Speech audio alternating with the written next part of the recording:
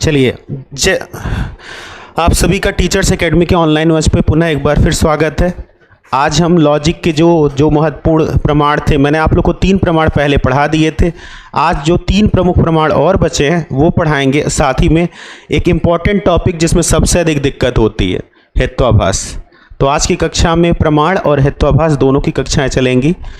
जय हिंद। तो बहरहाल अब उसको पढ़ते हैं। देखिए, मैंने आप लोग को पिछली कक्षाओं में, देखिए इंडियन लॉजिक में आज पिछली 2 कक्षाओं में आप लोगों ने क्या पढ़ा है उस पर विशेष रूप से ध्यान दीजिए। पहला तो आप लोग दर्शन पढ़ चुके हैं कि किस दर्शन ने कितने प्रमाण माने हैं। साथ ही में 3 प्रमाण आप लोगों ने पढ़े थे, प्रत्यक्ष, शब्द और अनुमान। ठीक है, प्रत्यक्ष, शब्द और अनुमान 3 प्रमाण आप लोग और पढ़ चुके हैं। प्रत्यक्ष को पढ़ चुके हैं, शब्द प्रमाण को पढ़ चुके हैं, इसके पश्चात आप लोग अनुमान प्रमाण पढ़ चुके हैं। 6 प्रमाण आपके यूजीसी में निर्धारित हैं, 3 आप पढ़ चुके हैं, 3 आज और पढ़ेंगे और समय के साथ आप लोग हेत्वाभास भी पढ़ लेंगे। तो 3 प्रमाण कौन कौन से बचते हैं आप उस पर चर्चा करते हैं। देखिए, आज आपको पढ़ना है उपमान प्रमाण, अर्थापत्ति प्रमाण और अनुपलब्धि प्रमाण। अनुपलब्धि प्रमाण, इसी को बोलते हैं अभाव प्रमाण। अब बाकी बचे ये 3 प्रमाण आज आपको पढ़ने हैं। देखिए, इसमें जो ज़रूरी चीज़ क्या होती है, प्रमाण को अगर आप ढंग से पढ़ लेंगे तो इसका एक क्वेश्चन हर बार यूजीसी में आता है, आसान ही होता है। उदाहरणों को समझ लेंगे तो बेहतर ढंग से कर लेंगे। तो हम एक एक प्रमाण पे चर्चा करते हैं धीरे धीरे। हाँ, शुभ संध्या भैया। देखिए, प्रमाण वैसे हैं आसान, लेकिन पता न होने के कारण ही दिक्कत होती। सबसे पहले उपमान प्रमाण। उपमान प्रमाण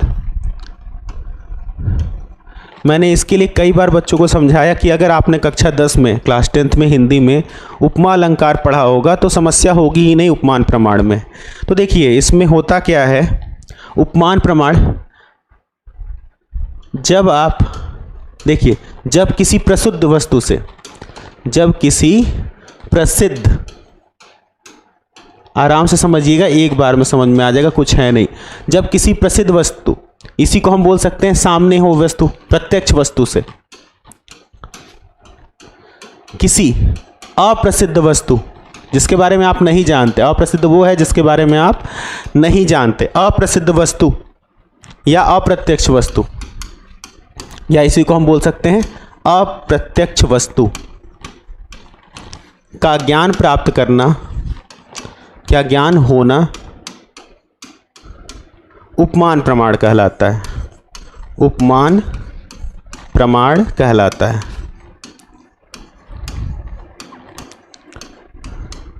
बहुत सिंपल सी चीज़ है, किसी प्रसिद्ध वस्तु जो दुनिया जानती हो ऐसी वस्तु से कोई ऐसी वस्तु के बारे में जानना जिसके बारे में आप नहीं जानते हैं और उसको जान लेना ही क्या कहलाता है, उपमान प्रमाण। अब इसके लिए सबसे अच्छा एग्जाम्पल आपका बनता है, देखिए, जैसे मान लीजिए उदाहरण के लिए कोई व्यक्ति शहर में रहता हो और नीलगाय को ना जानता हो। मान लीजिए कोई व्यक्ति शहर में रहता है और नीलगाय को नहीं जानता, तो नीलगाय के ज्ञान के विषय में बताने के लिए हम क्या कहेंगे, हम उससे कहेंगे यदि तुमने गाय देखी हो, देखो, अगर तुम जंगल जाओ और गाय जैसा कोई पशु दिखे तो निश्चित तौर पे समझ लेना कि वो नीलगाय होगी। तो हम किस प्रमाण की बात कर रहे हैं, देखिए, प्रसिद्ध और प्रत्यक्ष कौन सी वस्तु है, गाय सभी लोग को पता है ये, तो इसलिए प्रसिद्ध या प्रत्यक्ष वस्तु है। और जिसे मैं समझा रहा हूँ उसे नीलगाय नहीं पता है, तो उसके लिए क्या है, अप्रसिद्ध या अप्रत्यक्ष वस्तु है, अप्रत्यक्ष वस्तु है। तो ध्यान दीजिएगा, गाय के माध्यम से नीलगाय का ज्ञान प्राप्त करना ही क्या कहलाएगा, उपमान प्रमाण कहलाएगा। सभी लोग को समझ में आ गया, गाय के माध्यम से ही नीलगाय का ज्ञान प्राप्त करना ही क्या कहलाएगा, उपमान प्रमाण कहलाएगा। फिर से समझा दे रहे हैं, बहुत सिंपल सी चीज़ है। देखिए, जब किसी प्रसिद्ध वस्तु के माध्यम से किसी अप्रसिद्ध वस्तु को जाना जाए, उसका ज्ञान प्राप्त किया जाए, तो वहाँ पे होता है उपमान प्रमाण। या फिर इसको इस तरह से कह सकते हैं, किसी प्रत्यक्ष वस्तु के माध्यम से किसी अप्रत्यक्ष वस्तु का ज्ञान प्राप्त हो जाए तो हम उसे बोल सकते हैं उपमान प्रमाण। क्लियर हो गया? इसके लिए यूजीसी एक एग्जाम्पल देती है, उपमान प्रमाण में किसी विख्यात वस्तु की हेल्प से एब्स्ट्रैक्ट ऑब्जेक्ट, हाँ, विख्यात वस्तु भी बोल सकते हैं, प्रसिद्ध का अर्थ ही क्या है, विख्यात भी बोल सकते हैं, बिल्कुल। उपमान प्रमाण में किसी फेमस, हाँ, देखिए आप उसे प्रसिद्ध कहिए, विख्यात कहिए, प्रख्यात कहिए, प्रत्यक्ष कहिए, सबका मतलब एक ही है, इसीलिए आपको हम सामान्य भाषा में ऐसे लिख दें। देखिए उपमान प्रमाण जानने का परिभाषा एग्जाम में पूछती है, तो उस पर ध्यान दीजिएगा। या तो वस्तु प्रसिद्ध होगी, या तो वस्तु विख्यात होगी, या तो वस्तु प्रख्यात होगी, या तो वस्तु प्रत्यक्ष होगी। बात समझिएगा, मतलब प्रसिद्ध, विख्यात या प्रख्यात या प्रत्यक्ष वस्तु से जब हम अप्रसिद्ध, ठीक है, या अप्रत्यक्ष वस्तु का ज्ञान प्राप्त करेंगे तो उस ज्ञान को ही हम उपमान प्रमाण कहेंगे। और उपमान प्रमाण बहुत सिंपल सा होता है, इसमें के समान शब्द का प्रयोग होता है। ध्यान दीजिएगा, शुभ संध्या। इसमें अगर आपको उदाहरण दे दे और पहचानने को दे दे तो सबसे आसान सी बात बता रहा हूँ, अगर यूजीसी आपको उदाहरण देती है और पहचानने को कहती है कि आप इसको कैसे पहचानेंगे, तो इसके उदाहरण में एक वर्ड का प्रयोग किया जाता है, के समान है, के समान है। जैसे मैं एग्जाम्पल दे रहा हूं यूजीसी का ही, यह गवई, गवई यानी कि नीलगाय, यह गवई गाय के समान है। तो ध्यान दीजिएगा, के समान वर्ड का जब प्रयोग कर लिया जाता है तो वास्तव में वो उपमान प्रमाण का ही उदाहरण होता है सामान्यतः, ठीक है। तो यहाँ पे प्रसिद्ध क्या है, गाय, और उससे हम जान क्या ले रहे हैं, गवई, यानी कि यहाँ कौन सा प्रमाण होगा, उपमान प्रमाण। यहाँ तक सभी बच्चों को क्लियर हो गया? किसी बच्चे को कोई समस्या? देखिए प्रमाण आपके बहुत सिंपल होते हैं, लेकिन समझ में आ जाएंगे तो अच्छा नंबर आपको एग्जाम में दिला सकते हैं। कई बार आपको दिक्कत होती है लेकिन आप आसानी से इसको समझ सकते हैं, ठीक है। जैसे इसका दूसरा एग्जाम्पल सामान्यता ले लीजिए, भारत में ऊंट के समान अफ्रीका में यदि कोई पशु दिखे तो आप उसे क्या समझेंगे? तो अपने आप सामान्यता कह सकते हैं सर जिराफ होगा। तो कोई भी एग्जाम्पल आप ले सकते हैं जो आपके लिए प्रसिद्ध है, उससे अप्रसिद्ध का ज्ञान प्राप्त करने वाला। समझ में आ गया? किसी बच्चे को कोई समस्या? चलो ठीक है। इसके बाद आपके दो प्रमाण बचे हैं, दोनों इंपॉर्टेंट है। कारण क्या है, दोनों में एक चीज आती है। हाँ चलो अच्छी बात है, किसी फेमस ऑब्जेक्ट का इनफेमस ऑब्जेक्ट, हाँ ठीक है वही चीज़ है, बार बार वही है। देखो सिंपल सी बात है कि प्रसिद्ध से अप्रसिद्ध का नॉलेज मिलना ही क्या कहलाता है, उपमान प्रमाण। अब आपको दो प्रमाण समझाने हैं। दोनों प्रमाण का पहले अंतर समझ लीजिए। कारण क्या है, बिना अंतर सीखे आप इसके बारे में नहीं जान सकते। दोनों इंपॉर्टेंट हैं। एक है अर्थापत्ति और एक है अनुपलब्धि। इसी को अभाव बोलते हैं, अनुपलब्धि। बहुत आराम से समझने का प्रयास कीजिएगा। दोनों लगभग एक जैसे दिखते हैं लेकिन दोनों के बीच एक अंतर है। अर्थापत्ति, अनुपलब्धि, इन दोनों में एक बेसिक अंतर उदाहरण में समझिएगा। अनुपलब्धि का उदाहरण होता है वह जिसमें अस्तित्व का निषेध होता है। ध्यान देना, जिसमें अस्तित्व का निषेध वाली टाइप की चीज़ें आ जाती हैं। मतलब जिस जगह जिस वस्तु को होना चाहिए वहाँ पर उसके अस्तित्व का क्या होता है, निषेध होता है, वो वस्तु वहाँ पे नहीं होती, तब अनुपलब्धि लगता है। और अर्थापत्ति में हम नया अर्थ लगा लेते हैं, नया अर्थ स्वयं बना लेते हैं। दोनों का अंतर पहले स्पष्टता समझ लेना। जहाँ पर भी तुम्हें लगे अस्तित्व निषेध किया जा रहा है वहाँ पे टिक लगाओगे कि हम अनुपलब्धि का उदाहरण है, और जहाँ पर नया अर्थ लगाया जाए और अस्तित्व का निषेध नहीं दिख रहा है वहाँ पर अर्थापत्ति समझोगे। ये बेसिक अंतर अगर आप समझ जाएंगे तो इनके उदाहरण गलत नहीं कर सकते। बात समझ में आई? तो सबसे पहले दिखाते हैं अर्थापत्ति। देखो अर्थापत्ति, अर्थापत्ति का है मतलब अर्थ की उत्पत्ति, मतलब नए अर्थ की उत्पत्ति, नए अर्थ की उत्पत्ति। मतलब जब हम, जैसे मान लो कि मैंने दो विकल्प आपको दिए और कहा कि एक विकल्प आपको नहीं लेना है, तो सीधी सी बात है आप केवल एक ही विकल्प का चयन करने योग्य हैं और आप एक ही विकल्प का चयन करेंगे। इसको उदाहरण समझना, बड़ा फेमस एग्जाम्पल है जो हर बार दिया जाता है, बार बार आता है। देखो उदाहरण से बड़ी आसानी समझ में आता है। उदाहरण क्या है, जैसे यूजीसी एग्जाम्पल देता है, कहीं भी कुछ भी एग्जाम्पल आ जाता है, लेकिन ये एग्जाम्पल बार बार रिपीट करता है। देखना, हर्ष मोटा है, ध्यान देना यहाँ पर एक कंडीशन दे दी गई है, हर्ष क्या है, मोटा है, ये बात लिखी गई है, हम देख पा रहे हैं, लेकिन इसमें एक कंडीशन लगाई जा रही है, वह दिन में नहीं खाता,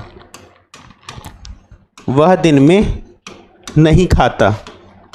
आपको एक बात आसानी से पता है कि खाना 2 ही टाइम खाया जाता है, दिन और रात में।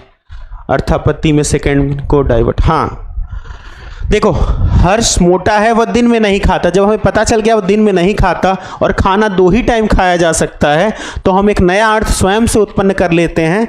अतः वह, अब देखिए मैं स्वयं से एक नया अर्थ लगा लूँगा इसका। देखो, हर्ष मोटा है, खाना खाने से व्यक्ति मोटा होता है, खाना 2 ही बार खाया जा सकता है, दिन और रात में, और मुझे एक चीज़ मना कर दी गई कि हम नहीं मान सकते, वह दिन में नहीं खाता, अतः वह रात में खाता होगा, रात में खाता होगा। बात समझ में आई? मैंने एक नया अर्थ की उत्पत्ति स्वयं कर ली, यहां पे अर्थापत्ति लगेगा, ठीक है। हाँ, अनुपलब्धि में अस्तित्व का निषेध किया जाता है, बिल्कुल ध्यान से देखो, हर्ष मोटा है, वह दिन में नहीं खाता, तो इतनी बात तो हमें क्लियर थी, लेकिन समस्या क्या थी, तब हम क्या माने कि उसको मोटा सिद्ध कर पाए, तो हमें उसको सिद्ध करने के लिए स्वयं एक नया अर्थ बनाना पड़ा, एक नया अर्थ की कल्पना करनी पड़ी, अतः वह रात में खाता होगा, ठीक है। तो अर्थापत्ति का अर्थ ही यही होता है कि जब हमारे पास विकल्प न हो तो हमें एक नया अर्थ स्वयं ग्रहण करना पड़ता है, यही चीज़ अर्थापत्ति है। सभी बच्चों को समझ में आ गई? किसी बच्चे को कहीं दिक्कत? हाँ, खुद से अर्थ बनाया जाता है, बिल्कुल सही है। तो बहरहाल अब अनुपलब्धि समझते हैं। देखिए यहाँ पे हमने खुद से अर्थ बनाया कब? जब हमने कंडीशन दे दी, और यहाँ पे किसी के अस्तित्व का कहीं भी आपको निषेध नहीं लग रहा है। देखिए, कुछ लोग बताते हैं कि निगेटिव वर्ड आ जाएगा तो आप अनुपलब्धि समझिएगा, लेकिन अर्थापत्ति में भी निगेटिव वर्ड एक बार आता है, इसलिए इसको मान करके मत समझिएगा, दोनों में निगेटिव आ सकता है, बस आपको चेक क्या करना है, अस्तित्व। अब देखिए, आपको समझा रहे हैं अनुपलब्धि, अभाव प्रमाण, जिसे आप अभाव प्रमाण भी बोलते हैं। अनुपलब्धि, अनुपलब्धि इसी को आप बोलते हैं अभाव प्रमाण। इसमें होता क्या है, जो वस्तु जिस स्थान पर रहनी चाहिए थी, सामान्यतः ऐसा समझिए, जिस वस्तु का जिससे संबंध होना चाहिए था, आज वह वस्तु उससे संबंध नहीं रखती, यानी कि हट गई है, यानी कि हम मान लेते हैं कि उस वस्तु का अस्तित्व अब उस स्थान के लिए नहीं है, ठीक है। तो अब देखिए इसको समझना कैसे है। जैसे लिखा है, मेज पर घड़ा रहता है, ध्यान से समझिएगा, मेज पर घड़ा रहता है, ठीक है, मतलब घड़े का नियत स्थान क्या है, मेज है। बात समझ में आई? घड़े का नियत स्थान क्या है, मेज पर रहना। अब हम आगे लिख रहे हैं, देखिए कंडीशन यहां भी आती है, लेकिन आज मेज खाली है, या इसको दूसरे रूप में बोल सकते हैं, लेकिन आज घड़ा मेज पर नहीं है या मेज खाली है। तो हम तुरंत ही एक बात की कल्पना कर लेंगे, क्योंकि घड़ा रखने का स्थान मेज ही है और मेज पर आज घड़ा नहीं है, तो हम तुरंत एक कल्पना करते हैं, कल्पना ये करते हैं, घड़ा क्या हो गया होगा, फूट गया, घड़ा फूट गया है, यानी उसका अस्तित्व का निषेध हो गया है। सभी बच्चों को ये बात समझ में आ गई? ध्यान दीजिएगा, जब आप अस्तित्व का निषेध करेंगे, अभाव दिखाएंगे, तो वहाँ पे अपने आप जन्म लेगा अनुपलब्धि या अभाव प्रमाण। क्लियर हो गया? एग्जाम्पल को ध्यान से पढ़िए, फिर आप आसानी से कर सकते हैं, ठीक है। यहाँ तक किसी बच्चे को कोई समस्या? आराम से देख लीजिए, क्योंकि देखिए प्रमाण होते बहुत आसान है, एक बार समझ में आने के बाद फिर गलत नहीं होते एग्जाम में किसी भी तरह से। यहाँ तक देख करके अपना बताइए। अगर यहाँ तक सभी को समझ में आ जाएगा तो फिर इंडियन लॉजिक का जो सबसे कठिन पार्ट है आपका हेत्वाभास, उसको समझाने का प्रयास किया जाएगा, क्योंकि अधिकांश बच्चे हेत्वाभास को नहीं समझ पाते कि इसमें कौन सा हेत्वाभास है। चलो अच्छी बात है, समझ में आ गया। तो अब आप लोग को हेत्वाभास समझाना है। यहाँ तक किसी बच्चे को कोई दिक्कत? 3 प्रमाण मैंने बताए, आराम से पीछे जा कर के समझ लीजिए। देखिए मैंने कहा उपमान प्रमाण, तो प्रसिद्ध से अप्रसिद्ध वस्तु को जानना, यानी कि अगर ये न भी समझ में आए तो जिन बच्चों को उपमा अलंकार याद होगा, जैसे पीपर पात सरिस मंडोला, तो पीपल के पत्ते के समान मंडोलता है, तो के समान वर्ड को दिमाग में सेट कर लो, उपमान प्रमाण अपने आप समझ में आ जाएगा। और नहीं तो प्रसिद्ध से अप्रसिद्ध को जानना, प्रत्यक्ष से अप्रत्यक्ष को जानना। कोई ऑब्जेक्ट पहले एग्जिस्ट, हाँ बिल्कुल, पहले उसका अस्तित्व था, अब उसका अस्तित्व नहीं है, तो अनुपलब्धि कहलाएगा। नेक्स्ट अर्थापत्ति। अर्थापत्ति में नया अर्थ बनाया जाता है क्योंकि मुझे वो शर्त पूरी करनी होती है, लेकिन अनुपलब्धि में अस्तित्व का निषेध कर दिया जाता है। हम कोई नया ऑप्शन नहीं रखते कि घड़े में पानी भरने गया होगा या कुछ हुआ होगा। ठीक है, चलो अब आते हैं हेत्वाभास पे। हेत्वाभास ये इंडियन लॉजिक में फिलॉसफी वाले बच्चों तक को बड़ी दिक्कत करता है, और आपके फर्स्ट पेपर में इसको जोड़ा गया है, हेत्वाभास। देखो हेत्वाभास का सीधा सीधा पूरा का पूरा रिलेशन जो होता है, संबंध जो होता है, वास्तव में हेतु, देखो इसमें दो शब्द मिले होंगे, सभी बच्चों को पता है कि हेतु और आभास। ये तो सभी को पता होगा कि हेत्वाभास बना किससे, हेतु और आभास से। यानी कि जहां पर हेतु का आभास हो, एक चीज समझिएगा, हेतु का मतलब कारण का बस आभास हो रहा है। हेतु का अर्थ क्या होता है, कारण।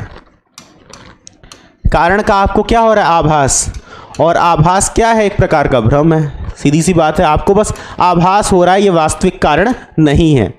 मतलब अगर आपसे कोई कहे हेत्वाभास है क्या, तो हेत्वाभास एक प्रकार का दोष है जिसमें वास्तविक हेतु का आभास होता है लेकिन वो वास्तविक हेतु नहीं होता है। यानी कि इसकी परिभाषा अगर आपसे कोई पूछ रहा है तो बड़े आसानी से समझिएगा, वास्तविक हेतु के स्थान पर, वास्तविक कारण या हेतु के स्थान पर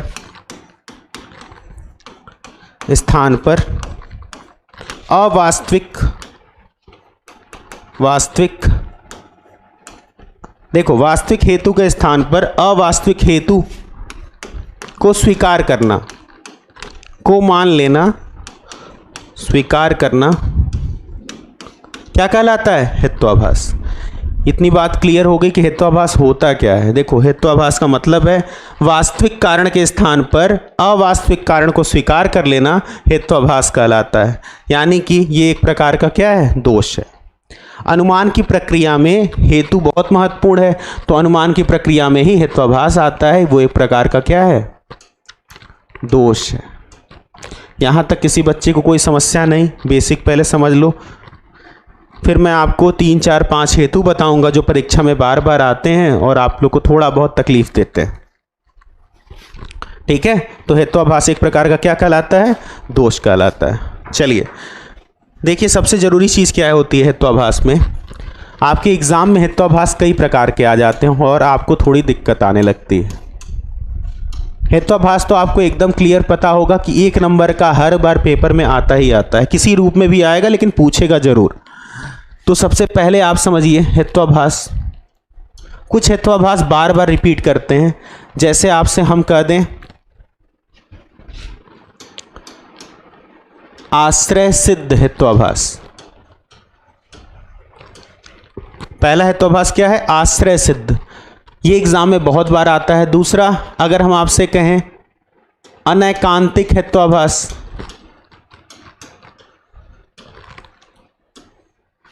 और एक आता है विरुद्ध हेत्वाभास। तो इस तरह के कई हेत्वाभास आपके एग्जाम में बार बार आते हैं। हाँ बिल्कुल, जो कांटेक्ट नंबर आप लोग को शो कर रहा होगा उस पर आप किसी भी एग्ज़ाम की जानकारी ले सकते हैं। केवल यूजीसी नेट की ही नहीं, जितने भी एग्ज़ाम होते हैं उन सब की जानकारी आप प्राप्त कर सकते हैं। ठीक है, वो इंक्वायरी नंबर सभी के लिए है।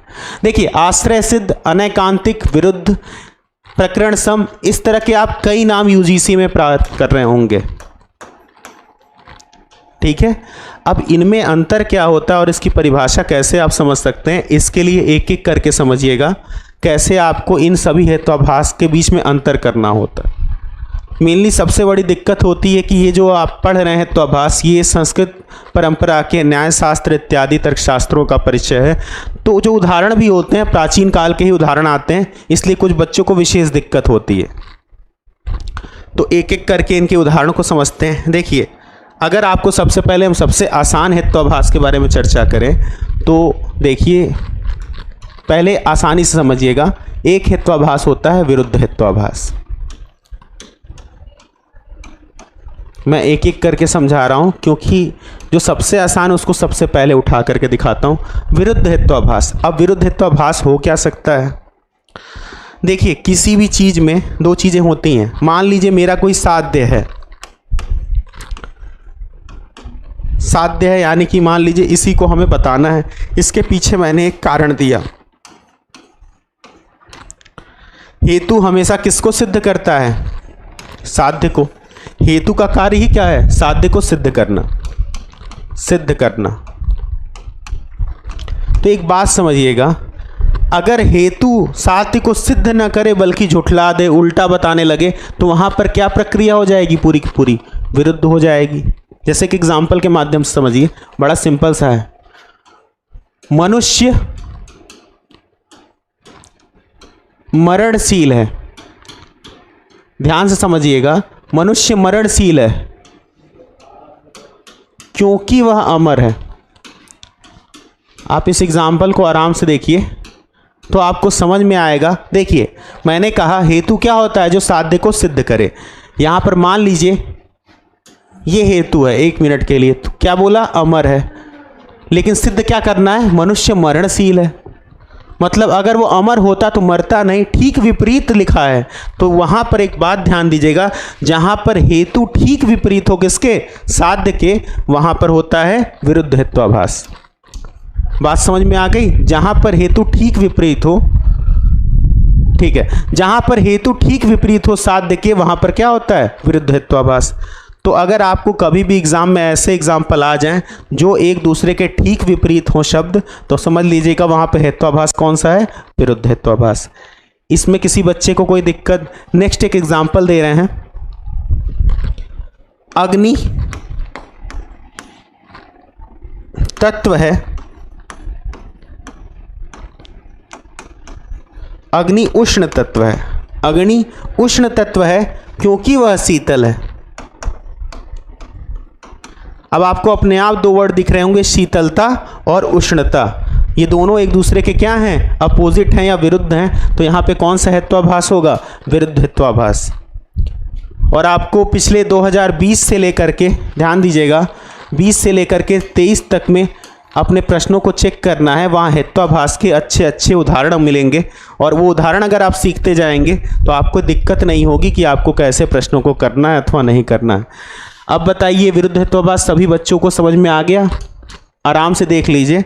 विरुद्ध हेत्वाभास में आपको करना क्या रहेगा? एग्जाम्पल को पढ़िए और अगर दोनों एक दूसरे के अपोजिट वर्ड हो तो अपने आप समझ जाइएगा वहाँ पे हेत्वाभास कौन सा है? विरुद्ध हेत्वाभास है। जल्दी जल्दी देख करके बताइए कि विरुद्ध हेत्वाभास सभी बच्चों को समझ में आ गया। तो अगला हेत्वाभास बताएं, जल्दी जल्दी देखिए।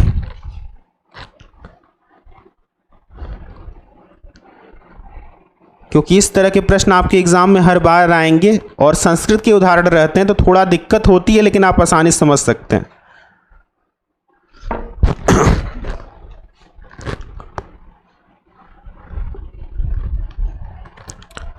देख लीजिए आराम से एक बार।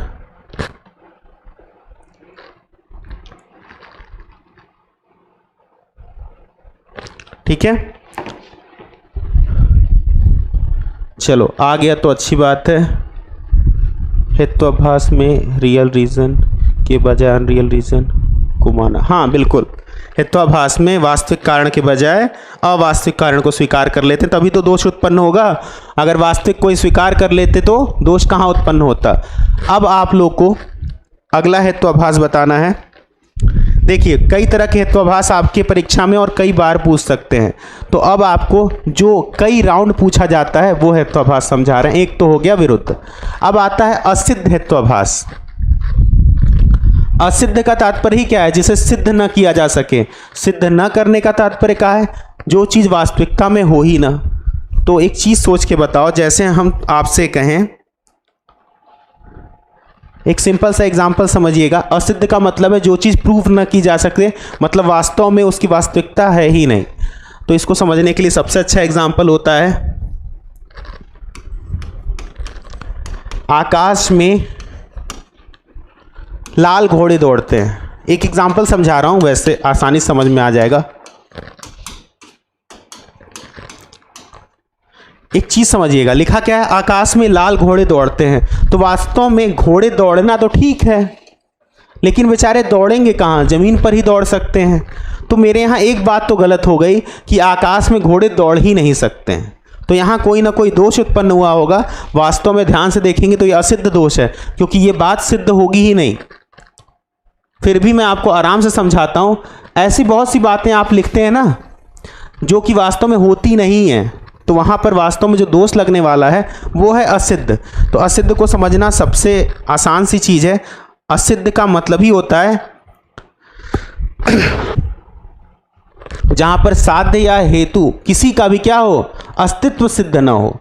असिद्ध का तात्पर्य क्या है, साध्य या हेतु। ध्यान से देखिएगा, अगर साध्य का भी अस्तित्व नहीं सिद्ध हो रहा है तो भी असिद्ध है, अगर हेतु का भी नहीं सिद्ध हो रहा है तो भी असिद्ध है। कहने का मतलब है इनका अस्तित्व सिद्ध नहीं होता, मतलब ये वास्तविकता में नहीं होते, अस्तित्व सिद्ध न होना। कैसे, एग्जाम्पल देखते हैं। जो यूजीसी एग्जाम्पल देती है हम आपको वही एग्जाम्पल दे देते हैं। कारण क्या है कि अगर आएगा तो आप आसानी से इसको बता पाएंगे। जैसे हम बोल दें, एग्जाम्पल देखिए, आकाश का फूल बहुत सुंदर होता है, बहुत सुंदर होता है। पहले एक चीज़ बताइए, फूल तो तभी आएगा, सॉरी महक तो तभी आएगी या सुंदरता तो तभी दिखेगी जब फूल हो, बात समझिएगा। लेकिन यहाँ क्या लिख दिया, आकाश का फूल।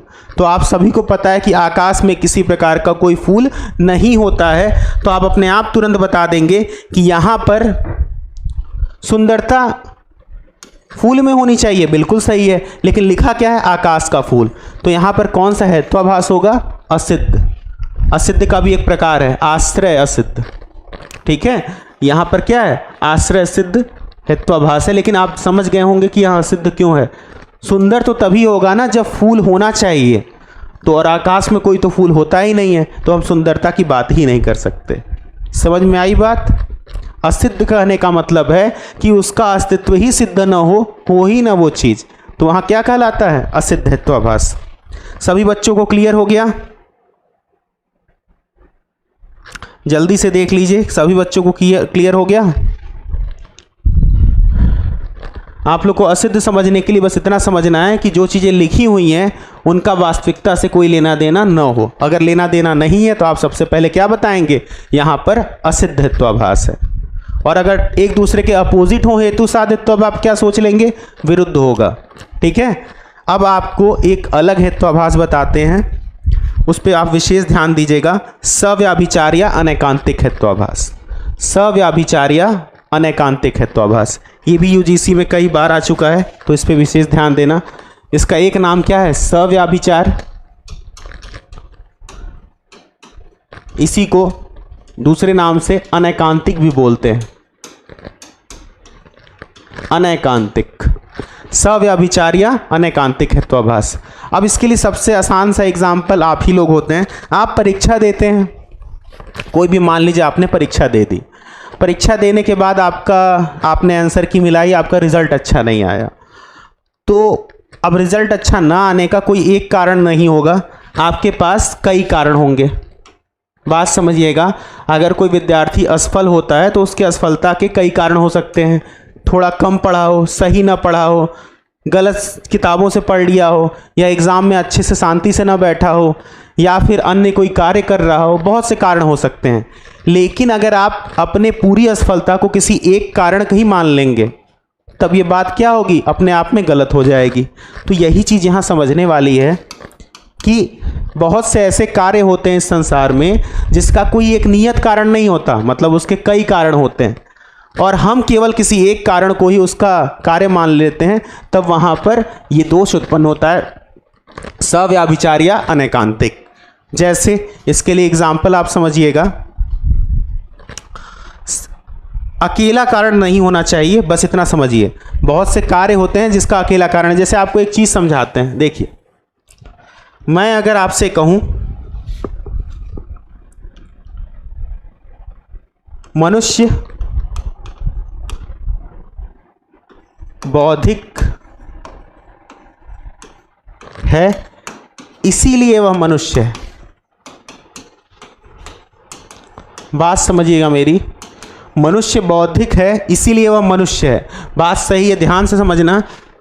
मनुष्य होने के लिए सबसे ज़रूरी जो कौशल है वो बौद्धिकता ही है, क्योंकि एक बात समझिएगा, बाकी तो सभी प्राणी अलग अलग रूप में होते हैं, वो भी जीवित हैं, सांस लेते हैं, सब कुछ करते हैं, लेकिन मनुष्य में एक विशेष गुण होता है जो मनुष्य को मनुष्य बनाता है। ये एकांतिक गुण है इसका, बौद्धिकता।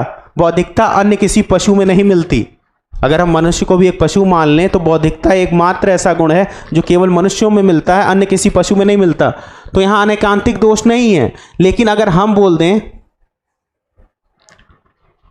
मनुष्य के पास आंखें हैं, के पास आंखें हैं इसीलिए वह मनुष्य है, तब यहाँ पर अनेकांतिक दोष उत्पन्न होगा, क्योंकि हम आपसे तर्क कर सकेंगे ना कि आंखें तो पक्षियों के पास भी होती हैं, जानवरों के पास भी होती हैं, कीड़े मकोड़ों के पास भी होती हैं।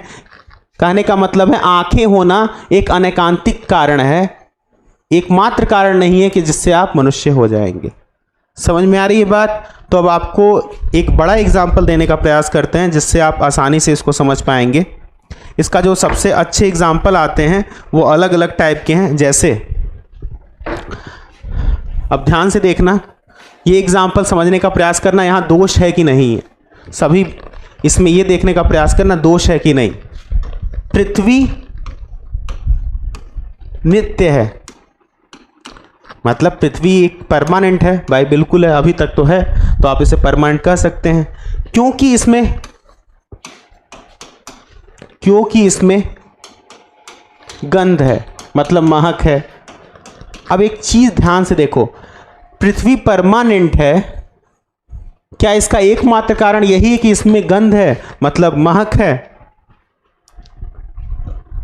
तो सोच के बताओ यहां कौन सा दोष लग रहा है, लग भी रहा है कि नहीं? देखो, पृथ्वी नित्य है क्योंकि इसमें महक है, तो एक चीज बताओ, केवल गंध होना क्या पृथ्वी की नित्यता का प्रमाण है? अगर नहीं है तो अपने आप इसमें कौन सा दोष लगेगा? सव्याभिचार्य अनेकांतिक। बात समझ में आई? फिर से हम देख लो आराम से। अगर एकमात्र कारण होता गंध होना तो हम मान लेते, लेकिन पृथ्वी की नित्यता का एकमात्र कारण कभी नहीं हो सकता कि महक हो, इसलिए यहां पे कौन सा दोष आ जाएगा? अनेकांतिक। क्लियर हो गई बात? चलो अब आगे आपको एक और आसान सा एग्जाम्पल देते हैं, उससे आप आसानी समझ जाओगे कि सव्याभिचार्य अनेकांतिक कैसे बन रहा है। देखो,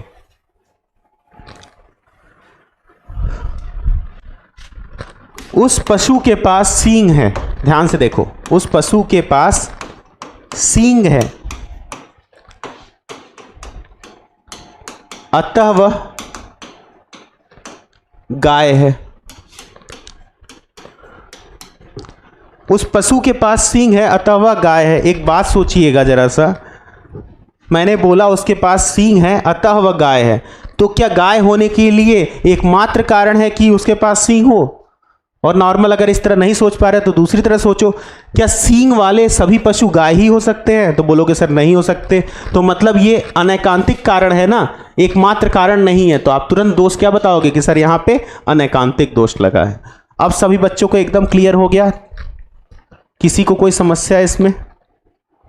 देखिए, लॉजिक अगर एक बार भी आपको समझ में आ गया फिर आपसे गलत नहीं होगा। लॉजिक 5 में से 5 पूरा नंबर दिला सकता है अगर आप उसको सही ढंग से समझ पाए तो अब ध्यान से देखिएगा, क्या सींग होना गाय होने का एकमात्र कारण है या फिर सींग वाले सभी पशु गाय ही होते हैं? अगर आपको दोनों का उत्तर नहीं मिल रहा है तो आप समझ लीजिएगा यहाँ पर कोई दोष है, और वो दोष क्या कहलाएगा? अनेकांतिक। क्लियर हो गई बात? चलिए, अब और भी हेत्वाभास आपके रहते हैं। मैंने आपको विरुद्ध बताया, इसके बाद आश्रय सिद्ध बताया, जिसे असिद्ध कह सकते हैं, असिद्ध बताया, विरुद्ध बताया, प्रकरण सम अभी बचा हुआ है, और साथ में मैंने आपको आज ये बता दिया अनेकांतिक और सव्याभिचार। तो अब एग्जाम में जब क्वेश्चन आए ना तो इसको करने का प्रयास करना, क्योंकि ये सब क्वेश्चन करते रहोगे तो कोई दिक्कत नहीं होगी। ठीक है, चलो ठीक। प्रकरण सम भी समझ लो। अच्छा, प्रकरण सम के अलावा एक और हेत्वाभास है, बड़ा सिंपल सा, उसको भी समझ लो। एग्जाम पहले पूछ रहा था, तुच्छ हेत्वाभास। तुच्छ का मतलब तो जानते ही हो ना, एकदम बेकार सा। तो तुच्छ का तात्पर्य यहाँ पे कि जैसे कि कुछ ऐसी बात बोल दें जिसको तो हम कारण स्वीकार ही नहीं कर सकते, मतलब बेवजह का। जैसे मैं इसलिए फेल हो गया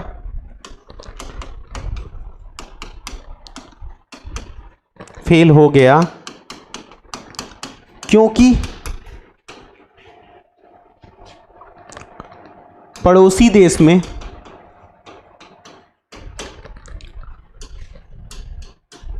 भूकंप आया था। बात समझिएगा, कोई लेना देना ना हो, कोई मतलब ही ना हो, दूर दूर तक कोई रिलेशन ही ना बने, तो वहां पर तुम क्या बोलोगे? तुच्छ हेत्वाभास। मतलब मैं इसलिए फेल हो गया क्योंकि पड़ोसी देश में भूकंप आया था। तो पड़ोसी देश के भूकंप का आपसे कोई लेना देना है ही नहीं, लेकिन फिर भी आप उसको क्या बताना चाह रहे हैं? कारण। या फिर हम ये कह दें वह इसलिए चला गया क्योंकि उसने दुनिया के देशों के नाम याद नहीं किए थे। मतलब कोई रिलेशन ना हो, एकदम गलत तरीके से बस बोला जाए, कोई भी रिलेशन ना बन पाए थोड़ा भी, तो वहां पर अपने आप क्या बोलते हैं? हाँ, तुच्छ हेत्वाभास। ये बात समझ में आ गई? किसी बच्चे को यहां तक कोई समस्या? चलो, अगर यहां तक कोई समस्या नहीं तो आसानी से कर ले जाओगे, परेशान ना होना। तो आपको हेत्वाभास इसी तरह पढ़ने हैं। अब इसके अलावा कुछ और हेत्वाभास होते हैं, जिसमें एक और हेत्वाभास है, उसकी परिभाषा जान लो। प्रकरण सम। प्रकरण सम। प्रकरण सम में क्या होता है? जो हेतु आपने दिया है, मान लीजिए जो हेतु है उसके ठीक विपरीत को सिद्ध करने वाला भी वो हेतु उपस्थित हो। जो हेतु है उसके ठीक विपरीत को सिद्ध करने वाला भी हेतु उपस्थित हो। विपरीत को सिद्ध करने वाला हेतु उपस्थित होना, करने वाला हेतु उपस्थित होना।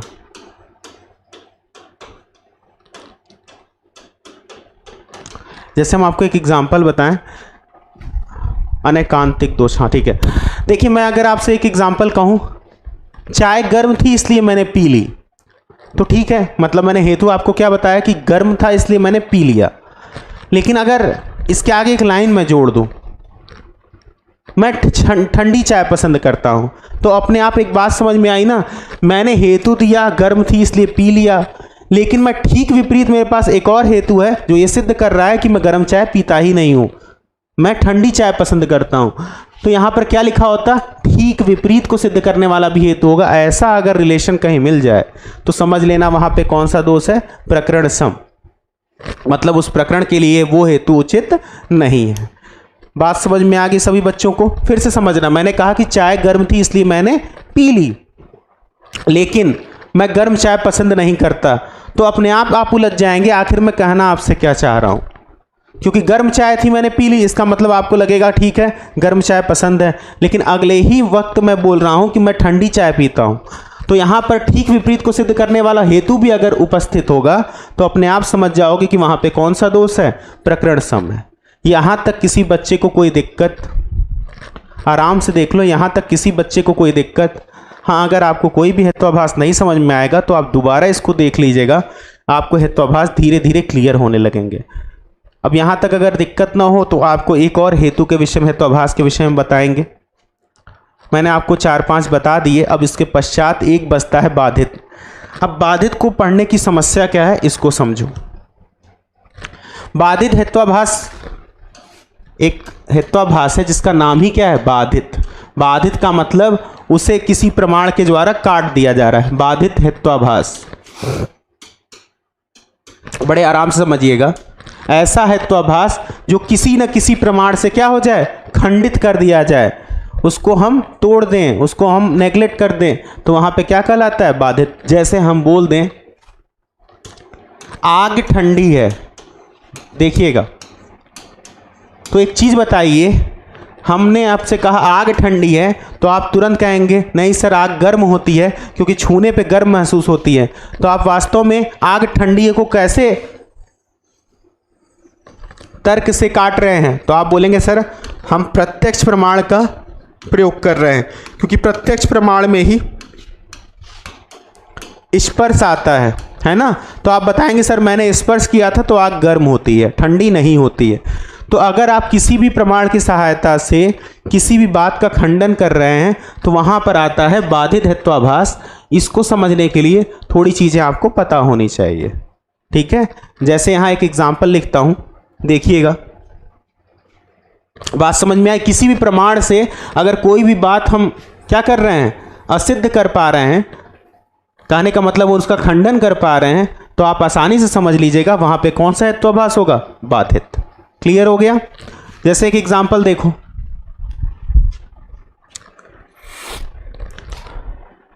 राजसूय यज्ञ। अब इसके लिए थोड़ा सा आपको प्राचीन शब्दावलियों की जानकारी होनी चाहिए। अगर नहीं है तो आप इसको पहचान नहीं पाते, क्योंकि प्राचीन शब्दावली की जानकारी रहेगी, उसके बारे में पता रहेगा, तभी तो पता चलेगा इसमें ये चीज़ महत्वपूर्ण है, इसमें ये चीज़ महत्वपूर्ण नहीं है। लिखा है राजसूय यज्ञ ब्राह्मण करते थे, ब्राह्मण करते थे। तो जरा एक बात पे ध्यान देना, लिखा है राजसूय यज्ञ ब्राह्मण करते थे। लाइन तो सीधा ठीक लग रही है, लेकिन अगर आपको पता होगा, आपने धर्म ग्रंथ पुराण आदि का थोड़ा भी वाचन श्रवण इत्यादि कुछ किया होगा या मनन वगैरह, तो आपको पता है राजसूय यज्ञ करने का अधिकार केवल राजाओं का था, और राजा होते क्या थे, क्षत्रिय। तो ये किस प्रमाण से बाधित हो गया? हमारी प्राचीन किताबों में लिखा है। तो ये कौन से प्रमाण से बाधित हो रहा है? शब्द प्रमाण। बात समझ में आ गई? क्लियर? किसी बच्चे को कोई समस्या? जल्दी जल्दी देख के बताओ, किसी बच्चे को इसमें कोई समस्या? या फिर इसके अलावा मैं आपको अगला एग्जाम्पल अगर बोल दूं कि सुमेरु पर्वत चट्टानों से निर्मित है। एक एग्जाम्पल है, सुमेरु पर्वत चट्टानों से निर्मित है। अगर आपने थोड़ा बहुत भी पुराण इत्यादि पढ़ा होगा या कहानियां सुनी होंगी, तो ये भी एक प्रकार का बाधित दोष है।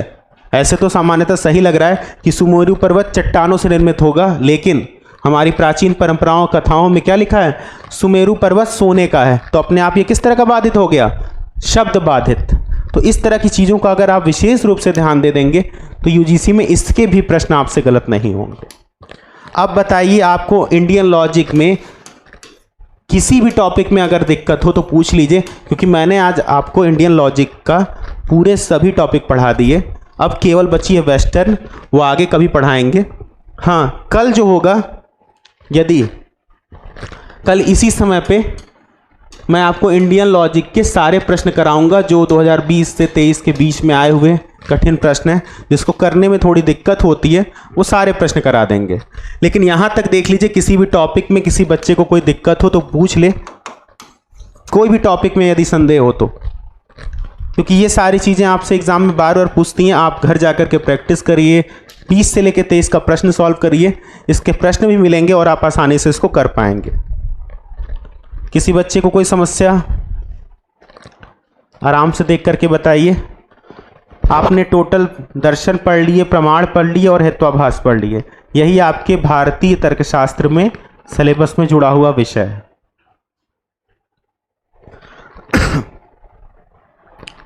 आराम से देख लो, किसी बच्चे को कोई समस्या, आज जो पढ़े हो उसमें किसी चीज़ में समस्या तो पूछ लेना।